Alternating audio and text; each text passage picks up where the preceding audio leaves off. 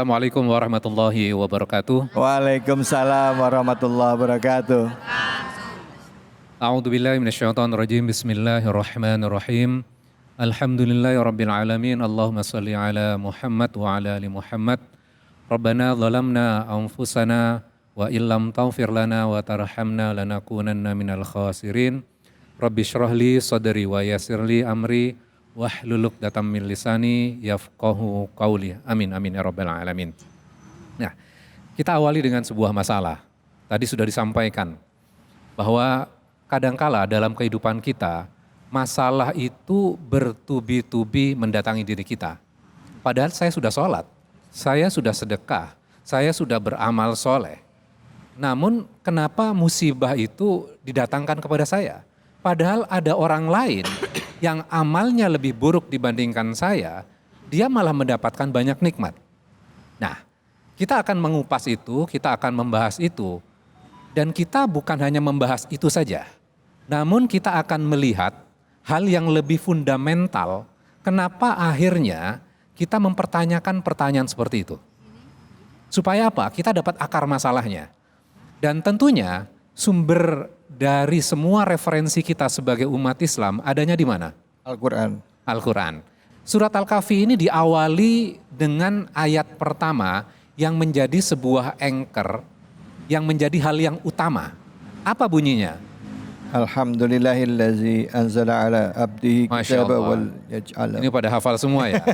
Alhamdulillahillazi anzala ala abdihi kitaba wa lam yaj'al lahu iwaja. Artinya adalah segala puji dan terima kasih ditujukan kepada siapa? Kepada Allah. Kenapa kita memuji kepada Allah? Karena telah menurunkan kepada hambanya. Apa yang diturunkan kepada hambanya? Kitab. Dan di dalam kitab itu tidak ada kebengkokan. Jadi di dalam surat Al-Kahfi ada ayat pertama yang akan menjadi bagian pokok utamanya. Kemudian ada 4 kisah di dalam surat Al-Kahfi. Kisah yang pertama, pemuda-pemuda Ashabul Kahfi, betul sekali. Kisah yang kedua, 2 pemilik kebun. Kisah yang ketiga, kisah Nabi Musa yang akan belajar dari sosok yang luar biasa yang kita kenal dengan nama Khidir.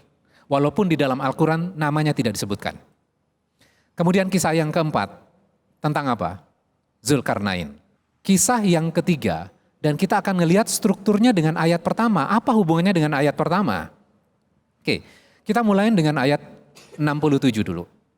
Jadi Nabi Musa ini ditanya oleh muridnya, siapa orang yang paling pintar? Kemudian Nabi Musa menjawab, aku. Kemudian Allah tegur Nabi Musa, ada orang yang lebih pintar, engkau berguru kepadanya.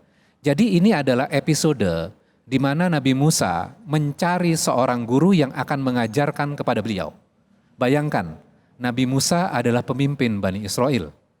Ya, orang yang mendapatkan Taurat, berarti kan ilmunya luar biasa. Akan berguru dengan sosok yang luar biasa ini. Nah, kemudian ketika Nabi Musa bertemu dengan sosok yang luar biasa ini, Nabi Musa bermohon untuk mengajarkan kepada Nabi Musa apa yang sudah diajarkan kepada seorang hamba ini. Kemudian sang hamba ini menjawab, ayat 67 tuh. Qala, dia berkata, innaka lan tastati'a ma'iya sabra. Sungguh engkau tidak akan sanggup sabar bersamaku. Jadi ini adalah penilaian gurunya kepada muridnya, yaitu kepada Nabi Musa. Kamu gak akan sanggup sabar. Kenapa gak sanggup sabar? Ayat 68. Wa kaifa tasbiru ala ma lam tuhit bihi khubara. Bagaimana kamu akan sanggup sabar kalau kamu tidak meliputinya, tidak meliputi masalah itu dengan khubro. Khubro ini ternyata maknanya adalah pengetahuan yang menyeluruh. Jadi bukan hanya pengetahuan yang terbatas, tapi pengetahuan yang menyeluruh terhadap suatu masalah. Contohnya misal gini, dalam kehidupan kita akrab nggak dengan sosial media? Oke, ada sebuah video yang dirilis, durasinya hanya 30 detik. Ketika 30 detik, kita mengatakan A ini yang jahat, B ini yang benar. Beberapa saat kemudian dirilis video dengan durasi yang lebih panjang. Kita lihat nonton dari kontennya dari A sampai terakhir.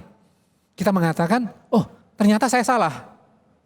A ini ternyata nggak salah. A ini yang benar. Dia yang terzolimi. Kenapa penilaian kita berubah? Karena pada saat awal kita hanya melihatnya sepotong. Kemudian ketika kita melihat yang jauh lebih besar, lebih luas, maka kita penilaiannya sudah berubah.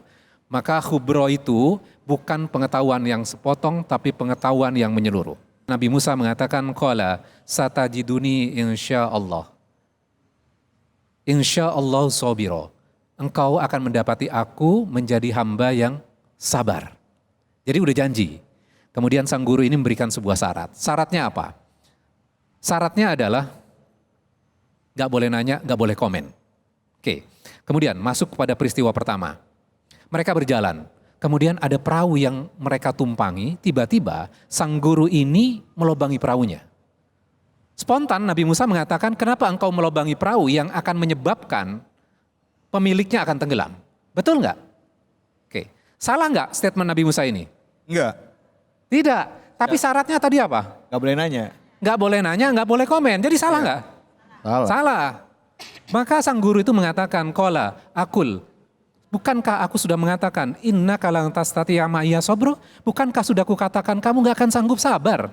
Kemudian Nabi Musa mohon maaf. Minta maaf, kemudian diizinkan mereka berpetualang kembali. Kemudian mereka bertemu dengan anak muda, anak kecil yang belum dewasa. Tiba-tiba sang guru ini membunuh anak kecil ini. Kemudian spontan Nabi Musa mengatakan, kenapa engkau membunuh jiwa yang tidak bersalah karena dia membunuh orang lain? Sesungguhnya engkau sudah melakukan kemungkaran yang besar. Jadi statementnya lebih tinggi lagi, melakukan kemungkaran yang besar. Salah nggak statementnya Nabi Musa ini? Melihat pembunuhan kemudian langsung memberikan komen? Statementnya nggak salah. Ya. Tapi dalam kasus ini, Nabi Musa melakukan kesalahan nggak? Syaratnya tadi apa Bu?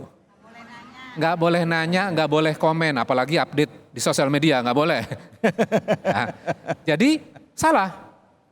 Kemudian peristiwa yang ketiga, kemudian sang guru itu mengatakan kembali, kenapa engkau, bukankah sudah kukatakan kepada laka, kepada kamu, innaka, sesungguhnya engkau, lantas tastati'a ma'iya sobro, kamu gak akan sanggup sabar.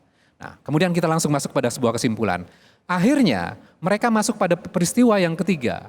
Peristiwa yang ketiga nanti dijelaskan sama Ustadz berikutnya. Poinnya adalah ketika Nabi Musa pada kasus yang ketiga, sang guru ini mengatakan seperti ini.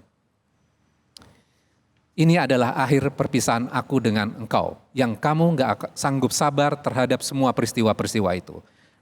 Kemudian sang guru ini menjelaskan, kapal yang ditumpangi itu adalah milik nelayan miskin dan akan ada raja yang mendatangi daerah itu dan akan merampas semua perahu yang masih bisa berlayar dengan baik.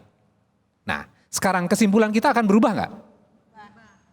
Yang tadinya kita katakan perahu itu dilobangi menenggelamkan, yang buruk, itu musibah, itu jelek, betul nggak? Namun setelah dibukakan pintu hikmahnya, penilaian kita berubah nggak? Berubah. Berubahnya menjadi apa? Oh ternyata menyelamatkan bukan mencelakakan. Sering nggak dalam kehidupan kita, kita mengatakan itu buruk, itu musibah, kenapa Allah mendatangkan ini? Karena kita belum memiliki pengetahuan yang menyeluruh. Sehingga apa? Kita tidak sanggup sabar. Akhirnya apa? Kita komplain. Kenapa? Mempertanyakan keputusan-keputusan Allah. Betul nggak? Ketika kita mempertanyakan keputusan-keputusan Allah, sekarang kita lihat korelasi dengan hubungan ayat pertama. Ayat pertama, alhamdulillah. Ketika kita komplain, semua hal dalam kehidupan kita, mampu nggak kita mengucapkan alhamdulillah? Belum. Akan sulit. Belum. Akan sulit buat diri kita bersyukur. Artinya apa? Ayat pertama ini Allah jelaskan dengan sangat sederhana sekali melalui kisah Nabi Musa. Ternyata kita bisa belajar musibah-musibah yang didatangkan pada diri kita.